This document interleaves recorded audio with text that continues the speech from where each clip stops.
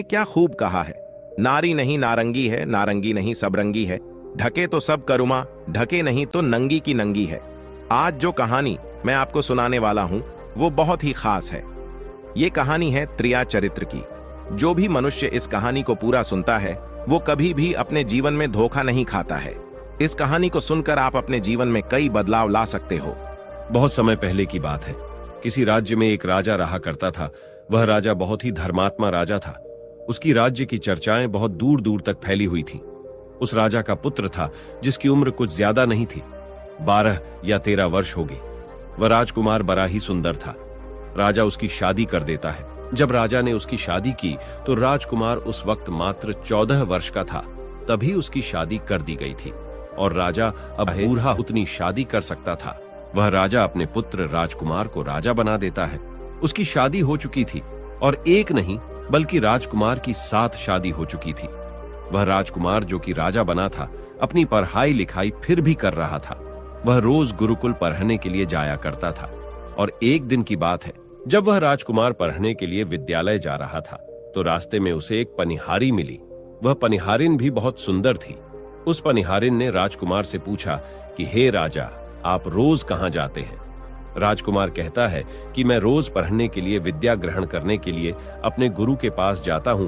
तो वो कहती है, ये तो अच्छी बात है, लेकिन ये बताइए आपने त्रिया चरित्र पढ़ा है? राजकुमार कहता है कि नहीं, मैंने यह कभी नहीं पढ़ा है। फिर पनिहारिन कहती है कि आप त्रिया चरित्र अवश्य पढ़ो। राजकुमार कहता है कि यह त्रिया चरित्र क्या होता है? पनिहारी ने कहा कि आप यह बात अपने गुरु से जाकर पूछना और त्रिया चरित्र को अवश्य ही पढ़ना। राजकुमार कहता है कि मैं आज ही जाऊंगा और अपने गुरु से जाकर पूछ लूंगा कि आपने मुझे त्रिया चरित्र क्यों नहीं पढ़ाया। इतनी बात कहने के बाद वह राजकुमार वहां से चल देता है। वो पनिहारिन की बात सुनकर वह राजकुमार गुस्से में था। उसकी आंखें लाल थीं। वो अपने गुरु के पास जाकर प्रणाम करता है। गुरुजी ने पूछा कि बेटा, क्या हुआ? आज तुम क्रोध में दिखाई दे रहे हो और तुम्हारी आंखें लाल क्यों हैं? क्या बात है, मुझे बताओ। राजकुमार ने क्रोध में जवाब दिया कि गुरुदेव, आपने मुझे त्रिया चरित्र क्यों नहीं पढ़ाया? यह बात आपने क्यों छुपाई? त्रिया चरित्र के बारे में मुझे बताया क्यों नहीं? गुरु कहते हैं, बेटा, तुम त्रिया चरित्र नहीं पढ़ पाओगे, क्योंकि त्रिया चरित्र पढ़ना खतरे से खाली नहीं होता है और जब तुम त्रिया चरित्र पढ़ोगे तो उसमें तुम्हारी जान भी जा सकती है। राजकुमार कहता है कि गुरुदेव, आप इसकी चिंता न करें, अपनी रक्षा हम स्वयं कर लेंगे। आप केवल मुझे त्रिया चरित्र पढ़ाइए। गुरुदेव कहते हैं कि ठीक है, अब तुमने हट कर ही ली तो अब हम तुम्हें त्रिया चरित्र पढ़ाते हैं। त्रिया चरित्र पढ़ते पढ़ते राजकुमार को 1 साल हो गए और जब 1 वर्ष हो गया तो गुरु ने कहा कि बेटा, अब तुम्हारी पढ़ाई पूरी हो चुकी है। अब तुम घर जा सकते हो और आराम से अपने राज्य को चला सकते हो। अब तुम्हें यहाँ आने की कोई आवश्यकता नहीं है। राजकुमार कहता है, ठीक है गुरुदेव। राजकुमार जैसे ही जाने को होता है, गुरुदेव उसे रोक लेते हैं और कहते हैं, बेटा, मैं तुम्हें एक ऐसा यंत्र देता हूं, या जब तुम इसे अपने कानों में लगाओगे तो कोई भी तुम्हें पहचान नहीं पाएगा और तुम उसे पहचान लोगे। राजकुमार वह यंत्र अपने हाथों में ले लेता है और गुरु ने कहा, तुम इस यंत्र को ले जाओ और रात के 12 बजे आज ही के रात में अपने महल से निकल करके जंगल की तरफ जाना और पूर्व दिशा की ओर जाना। और जब तुम पूर्व दिशा की ओर जाओ तो ये यंत्र अपने कानों में लगा लेना और वहीं पर खड़ा हो जाना। वो राजकुमार कहता है कि ठीक है, ऐसा ही करूंगा। फिर राजकुमार गुरुकुल से महल की ओर चल देता है और जब रात के 12 बज जाते हैं और उस राजकुमार की 7 पत्नियां सो जाती हैं, तब आधी रात के समय वह राजकुमार अपने हाथों में यंत्र लेकर महल से जंगल की तरफ चल देता है। राजा जंगल में पूर्व दिशा की ओर जाता है और वहां जाकर अपने कानों में यंत्र लगा लेता है और वहीं पर खड़ा हो जाता है। तो उसने क्या देखा कि वही पनिहारिन जो मुझे रास्ते में मिली थी, वही पनिहारिन एक थाली में खाना लेकर जंगल को जा रही है। वहां थोड़ी ही दूरी पर एक संत अपनी कुटिया में रहते थे। वह पनिहारिन संत के पास खाना लेकर जा रही थी।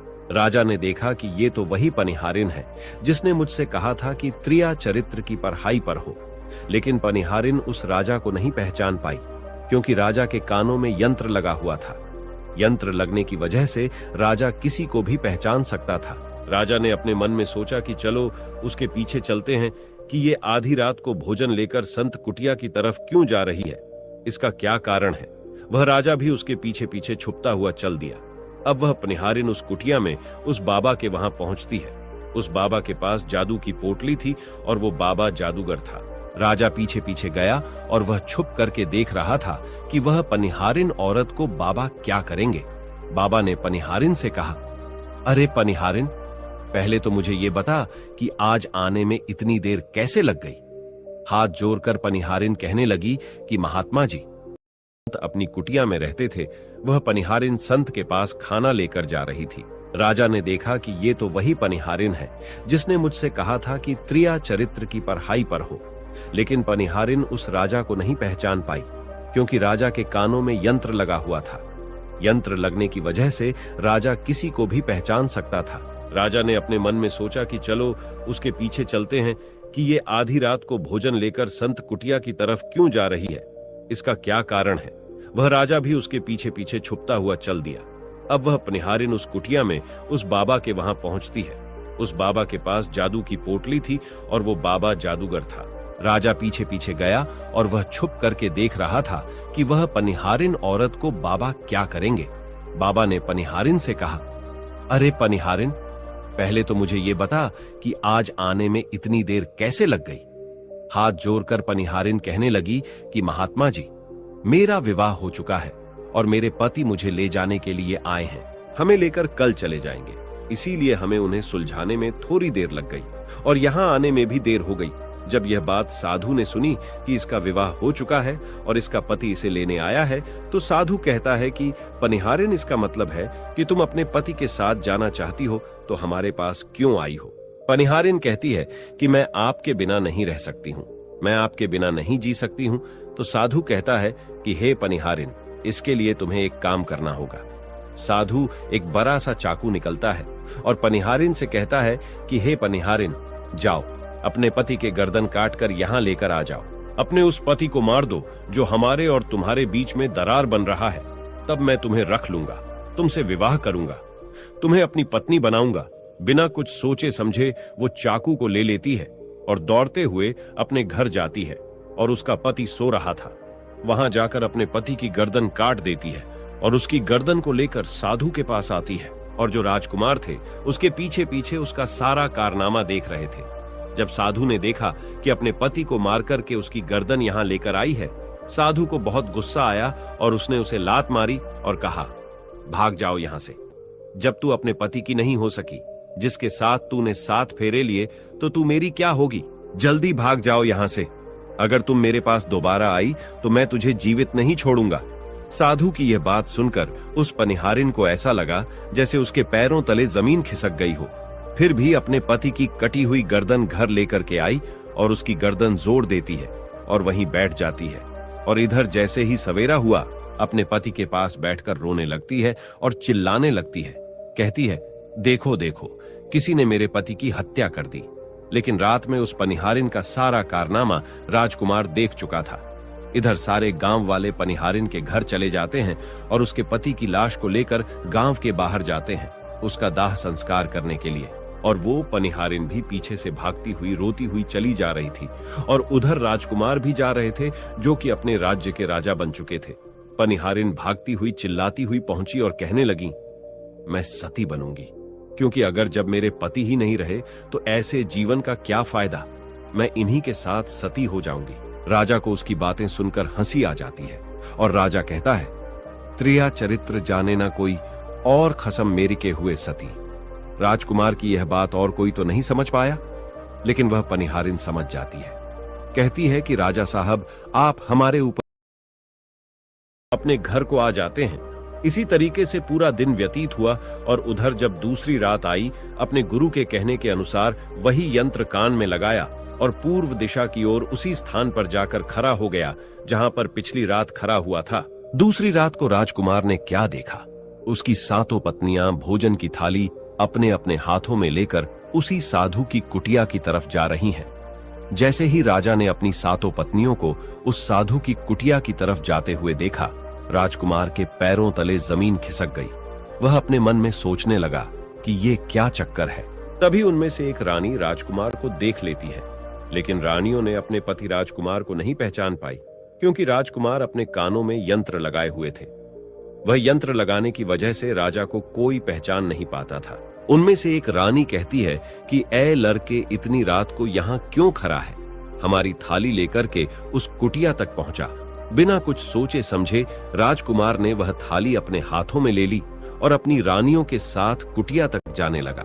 जब सातों रानियां और राजकुमार उस साधु की कुटिया में पहुंचते हैं, और राजकुमार कुछ भी नहीं बोल रहा था, क्योंकि राजकुमार देखना चाहता था कि हमारे प्यार में ऐसी क्या कमी है जो हमारी सातों रानियां इस साधु के पास आती है, और इस साधु के पास ऐसा क्या है जो हमारी सातों रानी अभी यहाँ आ रही है। वह राजकुमार छुप करके सब जानना चाहता था। इधर जब वह सातों रानियां राजकुमार को लेकर साधु के पास पहुंची, तो महात्मा राजकुमार को देखकर कहता है कि ये कौन है? तो सातों रानियां कहती हैं कि महात्मा जी, यह बालक हमें रास्ते में मिला, इसने हमारी सहायता की तो हम इसे अपने साथ लेकर आ गए। रानी कहती हैं कि एक काम करते हैं, इसे आज रात यहीं रहने देते हैं, कल सुबह होते ही यह चला जाएगा। वो साधु उनकी बातों को मान लेता है। वह साधु अपने एक शिष्य को बुलाता है और उससे कहता है कि आज रात के लिए इस बालक की रुकने की व्यवस्था कर दो। वह शिष्य राजकुमार को लेकर एक कमरे में जाता है। उस कमरे में एक चटाई बिछी हुई थी। शिष्य कहता है कि देख भाई, आज तुझे चटाई पर सोना पड़ेगा। वह शिष्य राजकुमार को इतना कहकर वहां से चला जाता है। राजकुमार उस कमरे में अकेला पड़ जाता है। अपने मन में सोचता है कि आज तो नौबत आ ही गई चटाई पर सोने की। राजा कहता है, चलिए कोई बात नहीं, आज की रात हम चटाई पर ही गुजार लेंगे। राजकुमार जैसे ही चटाई पर बैठने ही वाला था, उसे पनिहारिन की बात याद आ गई। वो सोचने लगा कि पनिहारी ने मुझसे कहा था कि जब भी तुम्हें चटाई पर बैठने की नौबत आए, तुम चटाई को अवश्य झाड़ लेना। चलो आज पहले झाड़ ही लेते हैं, हो सकता है इसका कोई राज हो। जैसे ही राजा ने चटाई उठाई तो उसने क्या देखा? उसने देखा कि एक बहुत बड़ा भयानक कुआं है। जब उस कुएं को देखा तो राजा के होश उड़ गए। राजा उस कुएं के अंदर झांक कर देखता है। राजा को अंदर बहुत सारे कैदी दिखाई देते हैं, जिन्हें उस्तादों ने अंदर कैद करके रखा था। उन कैदियों में से एक आदमी ने राजकुमार को पहचान लिया। वह आदमी राजकुमार से कहता है कि राजकुमार, आप यहां कैसे आ गए? राजकुमार कहता है कि धीरे बोलो, नहीं तो सब पोल पट्टी खुल जाएगी। तब सभी कैदियों ने कहा कि राजा साहब, आप यहां से भाग जाए। हम तो यहां से निकल नहीं पाए, लेकिन आप यहां से भाग जाए, नहीं तो आपका भी यही हाल हो जाएगा जो कि हमारा हुआ है। आप भी यहां फंस जाएंगे, आपको भी पकड़कर ये साधु इसी में डाल देगा। आप जितना जल्दी हो सके यहां से भाग जाए। राजा जब उस कमरे के अंदर गया था तो अपने कान में से यंत्र निकाल लिया था, और जब राजा वहां से भागा तो अपने कान में यंत्र लगाना भूल ही गया।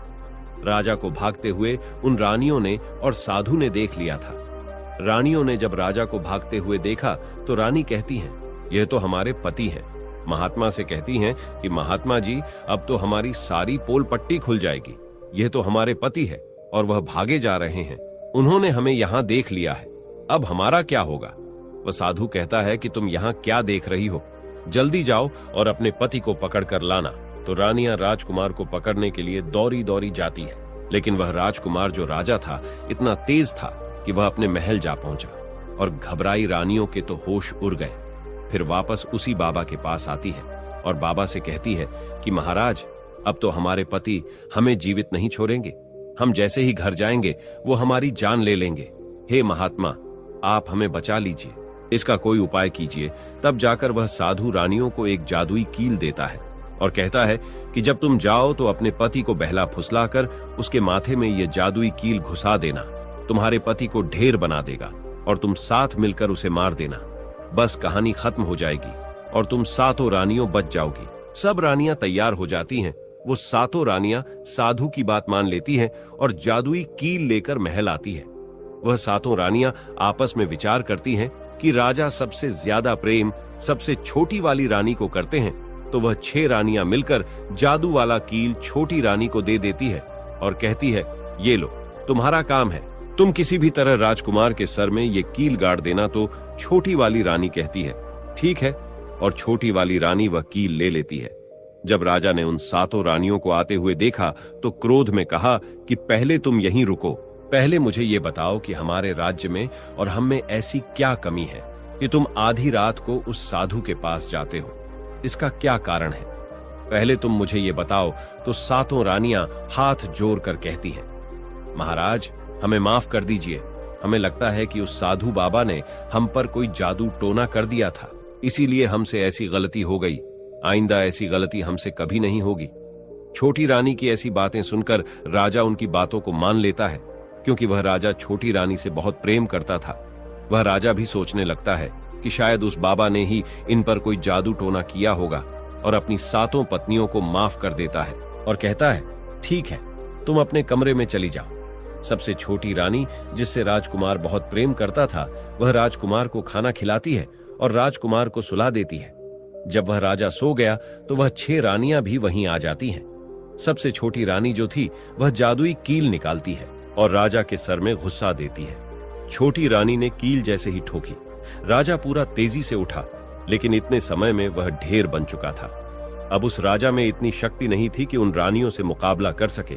वह सातों रानियां उस राजा को पकड़ने लगी। राजा फिर भी हिम्मत नहीं हारा और अपने महल की खिड़की से कूदकर राजा भागते भागते अपने गुरु के पास पहुंच गया और कहने लगा कि गुरुजी, मुझे माफ कीजिए, मेरी जान बचाइए, नहीं तो मैं मारा जाऊंगा। गुरु कहते हैं कि बेटा, मैंने तुमसे कहा था कि तुम त्रिया चरित्र मत सीखो, इसमें जान भी जा सकती है। देखा इसका नतीजा। राजकुमार कहता है, गुरुदेव मुझे माफ कर दो और जल्दी मेरी जान बचाओ, नहीं तो मैं मारा जाऊंगा। मेरी पत्नी ने मेरे सर में जादुई कील ठोकी है, जिसकी वजह से मैं ढेर बन चुका हूं। गुरु ने जब ध्यान से देखा तो कहा कि जो भी तोता पकड़ करके लाएगा, हम उसे 5 सोने के सिक्के देंगे। सातों रानियों अपने महल पहुंचते हैं और वहां पर घोषणा कर देती है कि सभी बहेलियां से कह दो कि जो भी तोता पकड़कर लाएगा, हम उसे 5 सोने के सिक्के देंगे। उस राज्य के जितने बहेलियां थे, वो तोता पकड़ने के लिए चारों तरफ घूमने लगते हैं, और जो भी तोता पकड़ते वो रानी के पास जाते और 5 सोने के सिक्के ले लेते थे और वहां से चले जाते, और वह सातों रानियां उस तोते को मार देती। ऐसे ही धीरे धीरे बहुत समय निकल गया, और वो राजकुमार जो तोता बनकर जहां गया था, वहां सारे तोताओं से बहुत अच्छी अच्छी बातें करता था, उन्हें बहुत ज्ञान की बातें बताता था।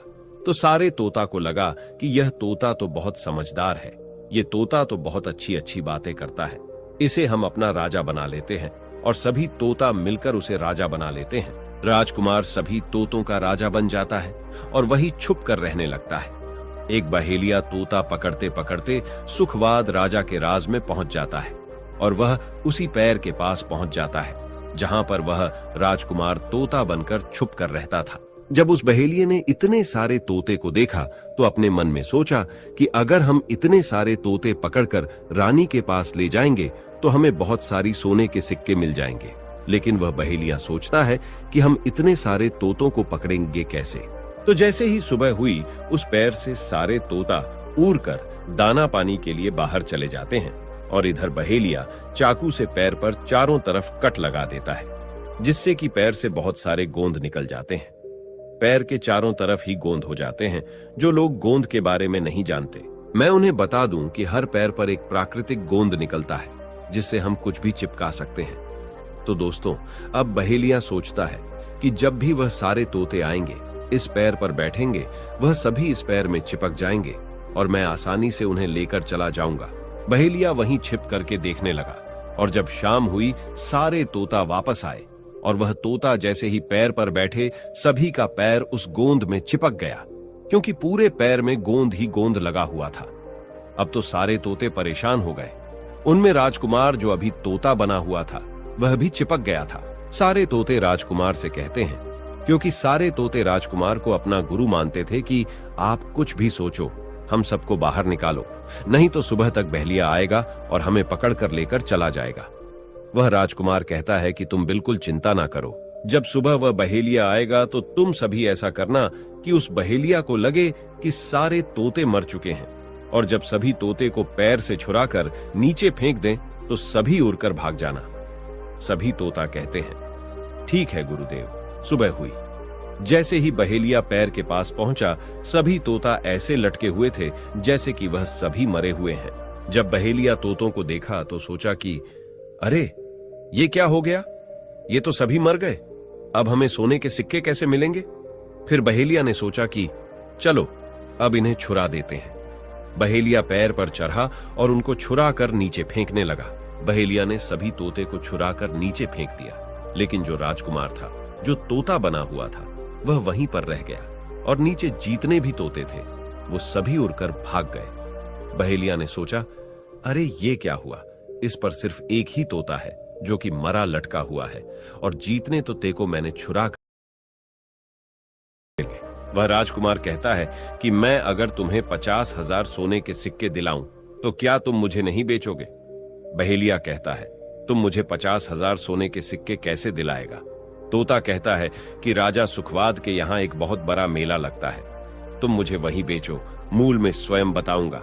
बहेलिया उस तोते की बात मान लेता है और रानी के पास बेचने की जगह राजा के राज्य के मेले में तोता को बेचने चला जाता है। और राजा के राज्य में यह नियम था, अगर किसी व्यक्ति का सामान शाम तक नहीं बिके तो वह राजा स्वयं आकर उसे खरीद लेता था। बहेलिया उस तोते को लेकर बाजार में पहुंचा हुआ था। जब कोई व्यक्ति उस तोते को खरीदने आता तो वह पूछता कि यह कितने का है, तो वह बहेलिया कहता है कि तोता अपना दाम स्वयं बताएगा। तो वह तोता अपना दाम इतना बता देता कि कोई भी व्यक्ति उसे खरीद ही नहीं पाता। ऐसे ही करते करते शाम हो गई और अब सभी अपने अपने दुकान लेकर चले गए। सभी का दुकान उजड़ गया था, बस एक बहेलिया और एक तोता ही रह गए थे। इधर राजा ने अपने सिपाहियों को आदेश दिया कि जाओ देख कर आओ, किसी का सामान तो नहीं रह गया है। जब राजा के सिपाही आए तो उन्होंने देखा कि एक बहेलिया तोता को लेकर बैठा हुआ है। सिपाही बहेलिया से कहते हैं कि हे बहेलिया, तुम्हारा तोता क्यों नहीं बिका? तुम इसे कितने में बेच रहे हो? तो तोता कहता है कि जो इन्हें 50,000 सोने के सिक्के देगा वही मुझे खरीद पाएगा। उस तोते की बात सुनकर वह सिपाही आश्चर्य में पड़ जाते हैं और सोचते हैं, अरे ये तोता तो अपना अमूल्य स्वयं बताता है। तब सिपाही राजा के पास जाते हैं और राजा को सारी बात बताते हैं और कहते हैं, एक बहेलिया एक तोता लेकर बैठा हुआ है, लेकिन वह तोता अपना अमूल्य स्वयं ही बताता है। वह इतना महंगा बताता है, शायद इसीलिए उसे कोई खरीद नहीं सका। राजा सिपाहियों से पूछता है कि वह अपना मूल कितना बता रहा है, तो सिपाही कहते हैं, अपना मूल्य 50,000 सोने के सिक्के बता रहा है। चलिए हम खरीदेंगे, अगर नहीं खरीदेंगे तो आपके राज्य की बदनामी होगी कि राजा के बाजार में एक तोता नहीं बिका। और इसलिए राजा अपने मंत्रियों के साथ अपने रथ पर सवार होकर बाजार में पहुंचता है। कहता है, इसका क्या मूल्य है? बहेलिया हाथ जोड़कर कहता है कि राजा साहब अपना मूल्य तोता स्वयं बताएगा। वह राजा फिर तोते से पूछा तो तोता कहता है कि राजा साहब जो इन्हें 50,000 सोने के सिक्के देगा वही मुझे खरीद पाएगा। अपने सिपाहियों से 50,000 सोने के सिक्के मंगवाता है और बहेलिया को पकड़ा देता है और तोता को लेकर अपने महल चला जाता है। वह तोता बहुत ही बुद्धिमान था, क्योंकि वह राजा था। वह तोता राजा को बहुत अच्छी अच्छी बातें बताने लगा। जब राजा पर कोई खतरा आने वाला होता तभी वह तोता बता देता कि राजा साहब आप पर यह खतरा आने वाला है, और इसी तरह सब उस तोते से बहुत अधिक प्रेम करने लगते हैं। जब यह बात रानियों को पता चला कि राजा ऐसा तोता लेकर आए हैं जो कि बोलता भी है और बहुत अच्छी अच्छी बातें बताता है, तो रानियां राजा से कहती हैं, उस तोता को मेरे पास भिजवा दीजिए, हम भी उस तोता को देखना चाहते हैं, हम उस तोता से बातें करना चाहते हैं। राजा अपने मंत्रियों से कहकर वह तोता रानियों के पास भिजवा देता है। रानी उस तोते से बातें करके बहुत खुश हो जाती है। वो रानी भी तोते से बहुत प्रेम करने लगती है और कहती हैं कि वाह रे तोता, इसीलिए तुझे राजा साहेब ने 50,000 सोने के सिक्के देकर खरीदा है। राजा की एक पुत्री थी जो कि बड़ी सुंदर थी। रानी अपनी पुत्री से कहती है कि आज से तुम ही इस तोते का ध्यान रखोगे और कल तुम इसे अच्छे से धोकर नहला देना। वो राजकुमारी भी उस तोते से बहुत प्रेम करती है।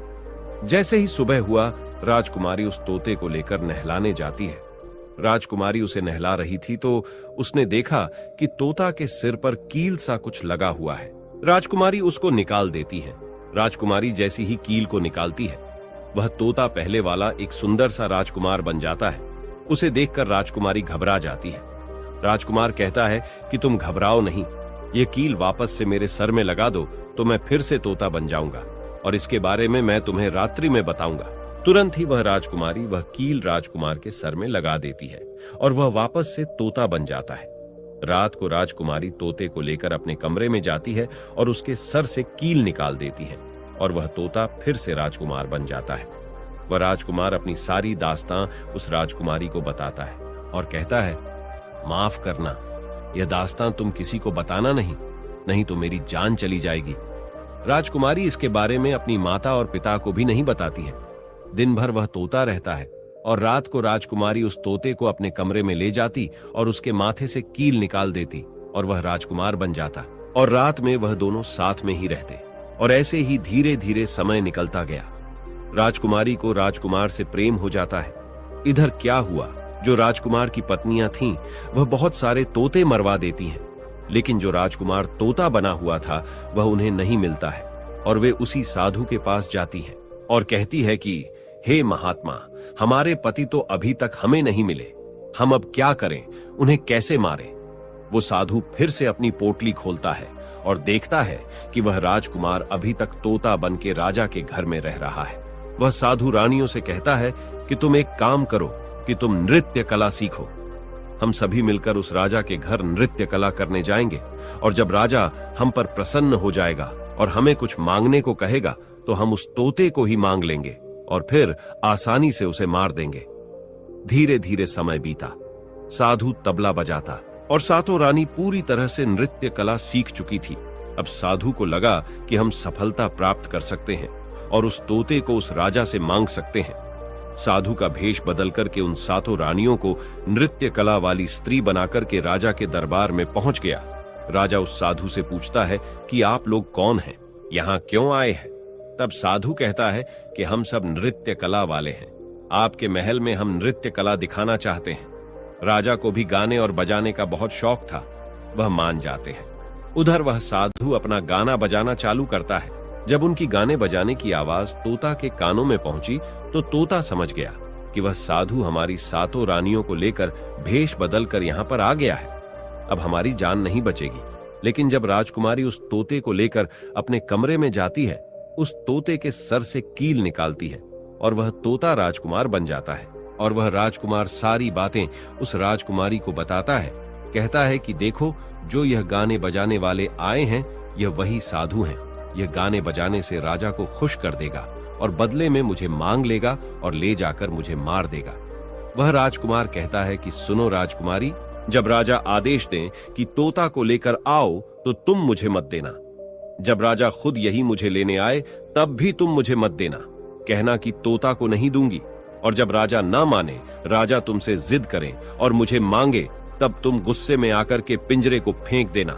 उसके बाद मैं अपने बचने का रास्ता हम स्वयं ही ढूंढ लेंगे। राजकुमारी कहती है कि ठीक है, और वहां गाना बजाना हुआ तो राजा प्रसन्न होकर उन्हें कहते हैं कि मांगो, क्या मांगना चाहते हो। वह साधु कहता है कि जो आपके पास तोता है, जो आप कुछ दिनों पहले ही खरीदे हैं, वह तोता आप मुझे दे दो। राजा कहता है ठीक है।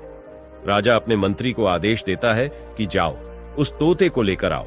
मंत्री राजकुमारी के पास पहुंचता है और कहता है कि ये तोता मुझे दे दो। राजकुमारी कहती है नहीं दूंगी। मंत्री कहता है कि देखिए, आप जिद मत कीजिए। राजकुमारी कहती है कि तुम जाओ और मेरे पिताजी को यहां भेज दो, वह आकर इसे ले जाएंगे। मंत्री राजा को जाकर सारी बात बताता है। राजा स्वयं आता है उस तोते को लेने के लिए। वह राजा जाकर कहता है कि बेटे, यह तोता मुझे दे दो, यह नृत्य कला वाले को देना है जो यहाँ गाना बजाना किए हैं, ये उन्हें देना है। तो राजकुमारी कहती हैं कि पिताजी, यह तोता मैं नहीं दूंगी। क्रोध में आकर राजा कहने लगा कि बेटी, कैसी बातें कर रही हो, इसे देने का मैंने वादा किया है। जब राजकुमारी ने राजा को क्रोध में देखा तो राजकुमारी को भी गुस्सा आ गया और राजकुमारी गुस्से में पिंजरे को जमीन पर फेंक देती है। वह पिंजरा जैसे ही जमीन पर गिरा वह टूट गया और तोता जो था वो चावल का दाना बन गया। और जैसे ही साधु को ये बात पता चली, साधु भी तुरंत कबूतर बन जाता है और उस दाने को कबूतर झुकने लगता है। उसमें से जो एक दाना था, बस वही राजकुमार था। जैसे ही वह दाना कबूतर झुकने वाला होता है, राजकुमार बाज बन जाता है और एकदम से कबूतर पर झपटता है और उसे मार देता है।